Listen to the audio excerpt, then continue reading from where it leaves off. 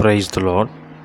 ఈరోజు మనము దేవుని యొక్క వాక్యంలో, ఒకవేళ నీవు పాపంలో పడితే వెంటనే నీ పాపములను ఒప్పుకొనకుండా, విడిపించకుండా, వదిలిపెట్టకుండా ఉంటే నీ పాపము నీ మీదకు శిక్షను తెచ్చును.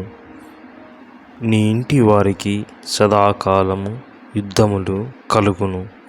నీ ఇంటి వారి మూలముననే నేను నీకు అపాయం పుట్టింతును అని ప్రభువు 2 సమూయేలు 12వ అధ్యాయం 10-11 వచనంలో వివరించాను.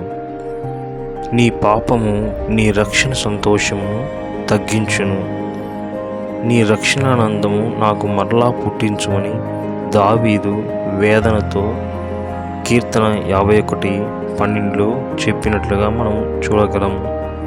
నీ పాపము పరిశుద్ధాత్మ యొక్క నడిపింపును, ఆదరణను, శక్తిని పోగొట్టును. నీ సన్నిధిలో నుండి నన్ను త్రోసివేయకము, నీ పరిశుద్ధాత్మను నా యుద్ధ నుండి తీసివేయకము అని దావీదు కీర్తన 51:11 మొరపెట్టినట్లుగా రాయబడి ఉంది.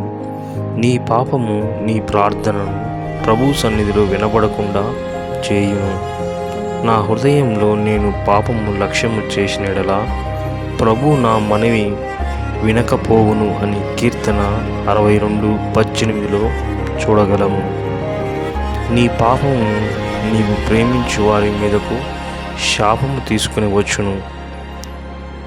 నీకు పుట్టిన బిడ్డ నిశ్చయంగా చచ్చునని 2 సమూయేలు 12:15 రాయబడినట్లుగా చూడగలము.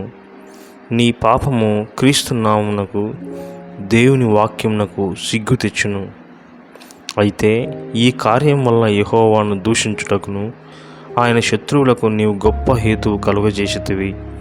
2 సమూయేలు గ్రంథం 12వ అధ్యాయం 14 మనము చూడగలము.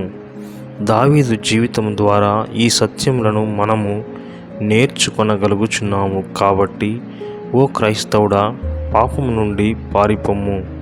సిలువ యొద్ద నీ పాపము కొరకు ప్రలాపించి ఒప్పుకొని వదిలిపెట్టుము. అప్పుడు దేవుని యొక్క శిక్షను తప్పించుకొందువు. క్రీస్తు నామమునకు సిగ్గు కలగకుండా చేయుదువు. దేవుడు ఈ మాటలు వినికిడిలో దీవించి ఆశీర్వదించునుగాక. ఆమేన్.